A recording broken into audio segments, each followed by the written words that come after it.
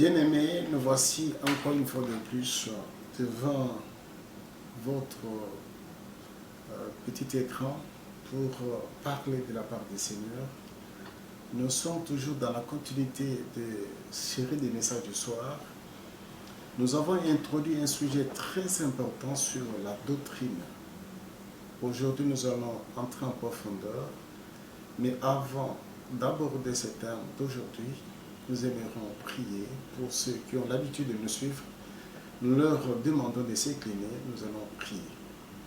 Notre Père et notre Seigneur, c'est toi qui es au-dessus de toutes choses, au souverain des nations. Nous voulons que cette parole que nous allons transmettre puisse transcender le cœur, puisse modifier, puisse purifier, puisse ramener le cœur vers mon Seigneur, mon amour, l'obéissance de ta parole. Père, permets que cette parole puisse germer dans le cœur de plusieurs. J'ai ainsi prié au nom du Seigneur Jésus-Christ. Amen.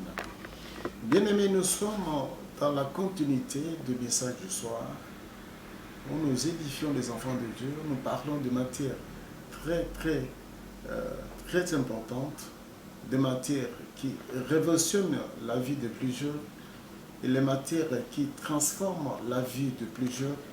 Nous voulons que toi qui as l'habitude de nous suivre, de prendre votre bic ou bien crayon, un bout de papier pour noter les éléments que nous allons transmettre, qui vont vous aider, qui vont, n'est-ce pas, changer votre façon d'agir, votre façon de se comporter.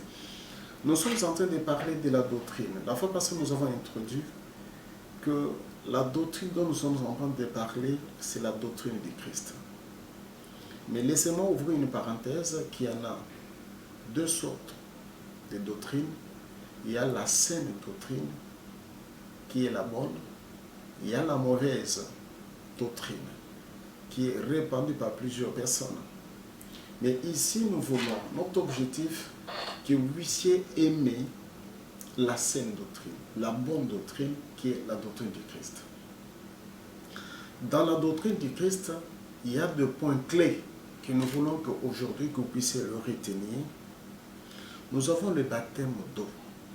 Quelqu'un ne peut pas se dire qu'il est dans la doctrine du Christ s'il n'est pas baptisé d'eau. La Bible nous montre que lorsque Jean est venu, parce qu'il était le précurseur, il était la voix qui criait dans le désert pour aplanir le chemin du Seigneur. Lorsqu'il est venu dans le monde, il a dit aux gens de se repentir et d'être baptisés. Et si bien aimé, je mets l'accent particulier sur cet élément, le baptême. Le baptême en soi signifie mourir et ressusciter avec le Christ. Ce qui va mourir, c'est les passions de la chair. Et l'homme, lorsqu'il est né de nouveau, il est ressuscité, c'est-à-dire que ce n'est pas lui qui vit, c'est le Christ qui vit en lui. C'est l'un des points clés de la doctrine de Christ. Le Christ nous montre que lorsque quelqu'un entre dans sa doctrine, le premier élément, c'est de se repentir, d'accepter le Christ, d'accepter d'être baptisé au nom de Jésus-Christ. Pourquoi je dis au nom de Jésus-Christ? Je sais qu'il y en a plusieurs qui lisent la parole de Dieu, mais qui ne comprennent pas la portée de la parole de Dieu.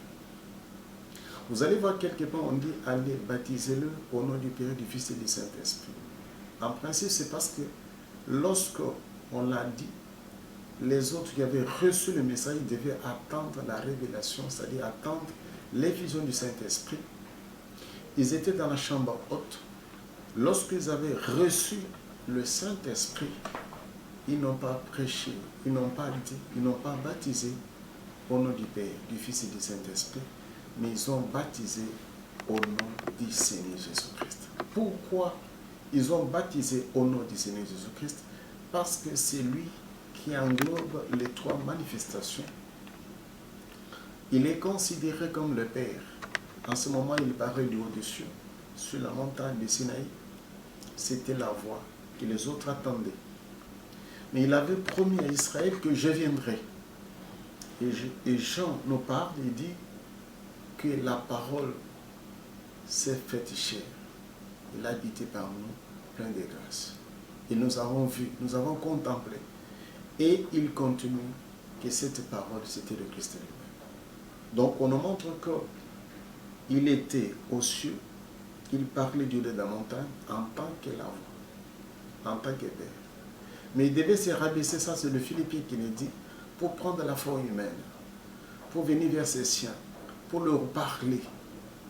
Et enfin il dit, je m'en vais, mais je serai avec vous jusqu'à la fin du temps. Ici, on nous montre qu'il est parmi nous en tant que le Saint-Esprit. Donc, ces trois manifestations ne parlent que de Jésus-Christ. C'est ainsi que les apôtres, lorsqu'ils sont restés, ils ont baptisé les gens au nom du Seigneur Jésus-Christ. Donc, le baptême dont nous sommes en train de parler, c'est fait dans une rivière, l'immersion. Ça veut dire qu'on doit plonger quelqu'un dans l'eau. Plonger, ça veut dire quoi? Il meurt. Et il est ressuscité en Christ. Ce qui meurt, c'est quoi? Ce sont les passions de la chair. Lorsqu'il est ressuscité, c'est l'esprit qui commence à les guider. C'est ça la signification, bien aimé, du mot baptême. Mais lorsque nous parlons de baptême, nous devons distinguer aussi, il y en a des sortes. Il y a ce qu'on appelle le baptême d'eau pour la repentance, pour la rémission des péchés. Il y a aussi le baptême d'esprit et de feu. Ça, c'est les symboles qui caractérisent un enfant de Dieu. Parce que ceux qui ont les yeux du cœur, ceux qui voient au-delà de ce que nous voyons, ils voient le cachet. Ils voient les sceaux, parce qu'on appelle ça les sceaux du Saint-Esprit. Le vrai baptême, lorsque quelqu'un le reçoit, ceux qui ont les yeux ouverts, ils voient que non, cet homme, il a un cachet. Il est cacheté maintenant. On a mis les sceaux. Il devient maintenant réellement l'enfant de Dieu, ou bien il devient le fidèle du Christ. C'est ça la signification, l'importance du baptême. Quelqu'un ne peut pas se dire qu'il est de Dieu lorsqu'il n'est pas, n'est-ce pas, cacheté. Il n'a pas le sceau du Saint-Esprit. Le sceau du Saint-Esprit symbolise que vous appartenez à Dieu. Bien aimé, laissez-moi ouvrir une parenthèse. Nous voyons même ça dans la nature. Ceux qui sont aussi de l'autre côté, pour eux, ce sont des tatouages qui symbolisent qu'ils appartiennent à une autre famille. Mais nous qui sommes du côté de Dieu plutôt, nous devons avoir un signe distinctif, ce que moi j'appelle les sceaux de l'Esprit, qui est le baptême du Saint-Esprit. Ces baptêmes, il y a les autres qui parlent qu'il y a la différence entre le baptême du feu et le baptême du Saint-Esprit. Non. Laissez-moi vous dire, ouvrir une parenthèse qui est bien aimée, c'est la même chose. Quelqu'un ne peut pas, parce que l'esprit se manifeste toujours aussi par le feu. On dit que lorsqu'ils avaient reçu le Saint-Esprit le jour de Pentecôte, ils ont eu des langues de feu pour montrer que le Saint-Esprit, lorsqu'il vient sur quelqu'un, il survient sur quelqu'un, cet homme-là reçoit automatiquement, n'est-ce pas, la présence du feu en lui. Donc pour vous dire que, en tant qu'un enfant de Dieu, toi qui me suis, il faut désirer ça, il faut aimer ça, parce qu'il faut posséder le Saint-Esprit qui est le baptême du Saint-Esprit. L'autre élément très important, toujours dans la Sainte Doctrine, c'est l'imposition des mains. Ici, la Bible nous dit que nous devons imposer les mains, soit pour chasser les esprits, soit pour guérir les malades, soit pour, n'est-ce pas, bénir de gens. Nous devons les imposer les mains. Donc ici, on nous montre que la vraie pratique de la bonne doctrine, c'est l'imposition des mains. Mais néanmoins, j'ouvre un peu une parenthèse, il y a ce qu'on appelle l'inspiration. On ne peut pas refuser. Mais que ça ne puisse pas devenir une doctrine. Mais ce qui est recommandé, c'est d'imposer les mains. On peut chasser les esprits sans imposer les mains, par la parole.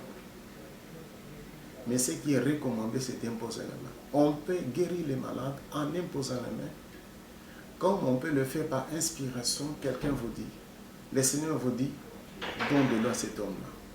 Lorsqu'il va boire, il sera guéri. mais que ça ne puisse pas être une doctrine. Mais ce qui est recommandé, c'est d'imposer les mains. Ça, c'est le deuxième élément que je voulais que nous puissions partager, que ceux qui ont l'habitude de nous suivre puissent en profiter, parce qu'il y a d'autres doctrines qui amènent aussi d'autres pratiques. Nous devons être éveillés. Nous devons connaître que nous devons posséder les éléments clés de la bonne doctrine. À part ça, il y a un autre élément très important, c'est la résurrection des morts. Bien-aimés, laissez-moi vous parler sur cet aspect qui est un aspect très important, la résurrection. Bien-aimés, il y en a ceux qui doutent.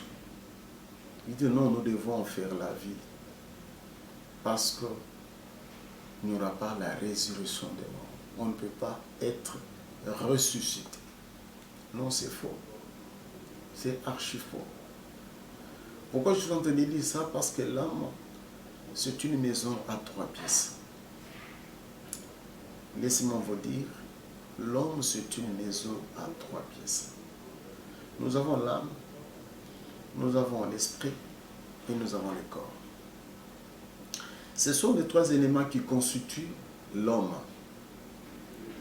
Mais ces 3 éléments qui constituent l'homme, mais on distingue, il y a l'homme intérieur et l'homme extérieur. L'homme intérieur, c'est l'âme et l'esprit qui forment ce que nous appelons l'homme intérieur. C'est lui qui commande l'enveloppe. L'enveloppe, c'est ce qu'on appelle l'homme extérieur, qui est le corps. Mais c'est l'homme intérieur qui a un problème sérieux dans le futur. C'est l'homme intérieur qui va crier ou bien qui va tracasser des joies dans le futur. C'est pour cela que dans la doctrine de Christ, on met l'accent particulier sur cet élément important, la résurrection. Bien-aimés, nous sommes en train de parler de la résurrection des morts. On présente la résurrection des morts en 3 temps. Nous disons qu'il y a prémisse. Prémisse, c'est le Christ lui-même. Il est déjà ressuscité d'entre les morts. Il est assis à la droite du Père. Nous croyons. Nous acceptons qu'il est vivant. Il n'est pas encore dans le tombeau, il n'est pas à la gloire. Mais il est assis sur le trône, que nous disons le trône de la grâce. Laissez-moi aussi ouvrir encore une parenthèse sur cette matière-là, parce qu'il y en a 3 sortes de trônes.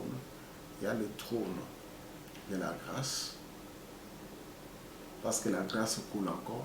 C'est ainsi que nous sommes en train de te demander de l'accepter, d'entrer dans sa doctrine. Le sang coule encore, va te purifier, va te racheter de la malédiction. Le sang va constituer comme étant le symbole de la dot et vous serez l'épouse du Christ. Il y a l'autre trône, qu'on dit le trône de David. Laissez-moi vous dire que Christ reviendra pour régner sur terre pendant 1000 ans. Il va s'asseoir sur le trône de David. Le trône de David qu'on est en train de parler ici, c'est le trône terrestre. C'est-à-dire qu'il va s'installer sur terre. Il sera à Jérusalem. Jérusalem sera la capitale du grand roi. Et il va s'asseoir sur le trône qu'on appelle le trône de David. Et c'est le trône terrestre. Le dernier trône, c'est le trône blanc. Et ici, lorsqu'il va s'asseoir, la Bible nous dit que le ciel va fuir et la terre. Parce qu'il va s'asseoir pour juger les mondes. Il va s'asseoir pour juger les impies et non les fidèles du Christ et non l'épouse.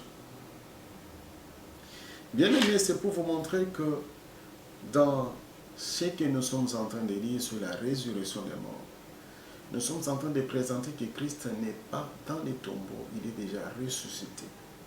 Ceux qui sont dans la sainte doctrine, ils doivent le savoir, ils doivent comprendre ça, ils doivent retenir ça, que le Christ, il est déjà ressuscité d'entre les morts. C'est lui qui constitue Christ. C'est ainsi que la parole de Dieu est comparée à un cultivateur. Un cultivateur, lorsque il sème Ici, je suis en train de présenter aux enfants de Dieu lorsqu'on parle de la mort. C'est-à-dire que le corps est sémé, parce qu'on le met on le met dans la terre. Et après, il y aura, n'est-ce pas, les herbes qui vont sortir. Ces herbes ici, ça peut être le maïs, ça peut être des haricots.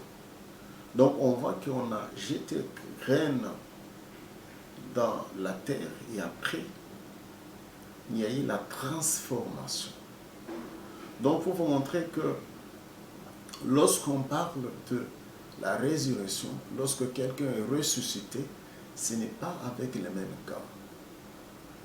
Quand notre maître, il est déjà ressuscité d'entre les morts, il est revêtu d'un corps glorieux, il est assis à la droite du Père, c'est-à-dire il est assis dans sa majesté, dans sa magnificence plutôt, il est assis sur le trône de la grâce. Il est en train d'intercéder pour ses cieux. Et il est notre prémisse.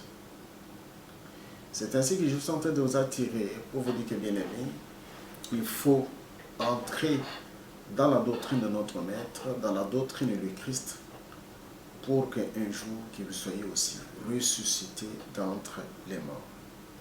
Le deuxième élément, c'est la moisson. La moisson, c'est-à-dire que nous autres, Christ est déjà ressuscité, mais nous autres, nous attendons aussi. Ici, je suis en train de parler de ceux qui sont morts. Mais nous qui sommes des vivants, la Bible nous dit que dans un clin d'œil, nous allons changer et nous serons revêtus de notre corps glorieux, incorruptible, et nous serons enlevés. Ici, j'ouvre encore une parenthèse pour parler de l'enlèvement de l'Église. Ça fait partie aussi des points doctrinaux. Ça fait partie des points clés de la doctrine du Christ. Lorsqu'on est en Christ, on espère qu'un jour on sera enlevé, on va croiser le mari sur les airs, il va nous emmener dans la chambre royale, nous allons fêter avec lui. C'est un élément très important que nous devons retenir, toujours dans la doctrine, dans la bonne et dans la saine doctrine. L'autre élément pour clôturer, nous sommes toujours en train de présenter, en train d'expliquer la notion sur la résurrection des morts. Il y a ce qu'on appelle la clanure. La clanure ici, on nous montre qu'après l'enlèvement de l'Église, Israël, la folle, va accepter la parole dans la douleur et il sera épargné. Épargné, c'est-à-dire il sera tué par les tranchées de l'épée. Mais Christ va le ressusciter à la fin du temps. C'est ce que nous parlons de la clanure. Lorsqu'ils seront ressuscités, la Bible nous dit qu'ils auront des palmes d'or dans leurs mains. Ils vont participer aussi à la fête dans les milléniums, mais ils ne seront pas enlevés. Ils vont attendre l'épouse qui va rentrer, qui va redescendre du ciel pour régner avec le mari sur le trône terrestre, le trône de David, pendant 1000 ans. Et ces gens-là, eux aussi seront ressuscités pour participer à la fête pendant les millénaires. Bien-aimés, voici quelques éléments très importants qui constituent la doctrine de notre Seigneur Jésus-Christ. Et si je voulais parler, pour clore mon propos d'aujourd'hui, de la mauvaise doctrine. Dans la mauvaise doctrine, il y a ce que nous appelons la doctrine des Balaam. Nous avons la doctrine des Nicolaïtes, la doctrine des hommes et la doctrine des démons. Je commencerai avec la doctrine des démons.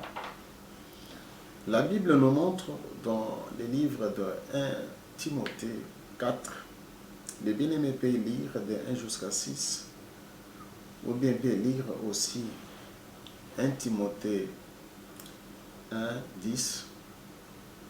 Vous verrez, la Bible nous dit qu'il y en a aussi qui disent aux autres de ne pas se marier.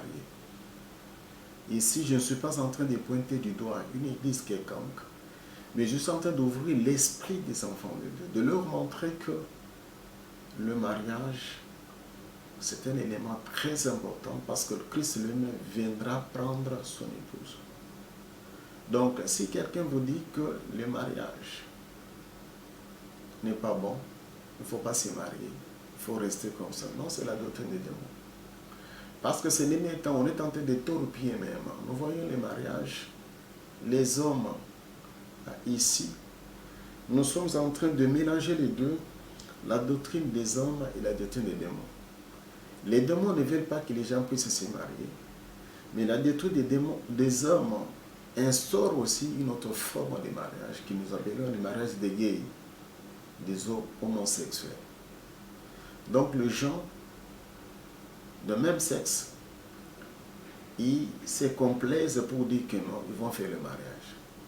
Vous voyez, femme avec femme, homme avec homme. C'est la doctrine des hommes. C'est les hommes qui inventent. Mais pour le Créateur, le mariage, c'est entre deux sexes opposés. Vous devez retenir. Mais si vous trouvez des gens en train de vous dire que non, il ne faut pas se marier, parce qu'il y a des doctrines comme ça. Non, il faut rester, parce qu'il faut servir le Seigneur. Non, c'est faux. Parce que l'homme brûle. La Bible dit que si tu brûles, il faut te marier. Il faut se marier plutôt. Il faut se marier. Donc, il faut avoir de rapports sexuels dans les normes, c'est-à-dire dans les normes qui sont en train de parler ici sur le mariage, dans un cadre bien réglementé par notre Seigneur Jésus-Christ. Ici, je suis en train de parler aussi des hommes qui instaurent leur façon de faire le mariage, qui n'est pas bon, qui n'est pas du tout normal. Et nous avons la doctrine des Balaam des Nicolaïtes. La doctrine des Balaam, c'est une doctrine avec des mélanges. Mais des Nicolaïtes, c'est les mondes dans l'Église et l'Église dans le monde. C'est-à-dire qu'on va retrouver que ces gens, quoi qu'ils prient, quoi qu'ils font autre chose, mais l'uniquité est démise dans leur doctrine. C'est-à-dire que vous allez trouver des gens comme ça. Ce n'est pas pour rien qu'on a pris l'exemple de Balaam. Balaam, il disait de bonnes choses. Balaam se présentait comme étant quelqu'un de Dieu, parce qu'il disait que moi, fils de Beau, lorsque je m'incline, les yeux s'ouvrent. Mais Balaam, il avait incité Israël à commettre l'impudicité dans la plaine de Moab. Et lorsqu'on parle de la doctrine des Nicolaïtes, c'est la doctrine où le monde est réellement dans l'Église. C'est-à-dire que ces derniers temps, vous allez voir, les gens ont toléré. Les gens acceptent que les femmes puissent prêcher la parole de Dieu. Il y en a des gens qui disent non parce que les femmes, ils ont reçu le Saint-Esprit. Mais nous voyons, bien aimés, dans la parole de Dieu, dans les actes des apôtres, que Marie, mère de Jésus, il avait reçu le Saint-Esprit, mais jusqu'à la fin de ses jours sur terre, Marie n'a pas dérangé les apôtres. Marie n'a pas prêché. Et le ministère de la parole était donné qu'aux hommes. Il y avait des femmes qui étaient puissantes qu'on appelait Suzanne, qu'on appelait des Marie de Magdala. Ils n'ont pas dérangé les hommes de Dieu. Et ces femmes étaient avec le Christ. Christ n'a jamais intronisé ces femmes comme étant des ministres de la parole de Dieu. Mais lorsque les hommes sont restés eux-mêmes, ils ont bâti leur doctrine. Ils ont fait les mélanges. Ils ont amené des choses qui n'existent pas. Parce que dans la parole de Dieu, on nous montre qu'il y a des déesses. Des déesses. Jérémie pleure plutôt dans Jérémie 44, 1 jusqu'à la fin. Si vous avez la chance de lire, bien aimé, vous allez comprendre que la maison de notre Seigneur est inféodée. Donc l'ennemi s'est infiltré dans la maison du Père. Il a introduit la mauvaise doctrine. Cette doctrine que nous appelons la doctrine des Balaam et la doctrine des Nicolaïtes. Nous trouvons des traces des choses du monde dans l'Église.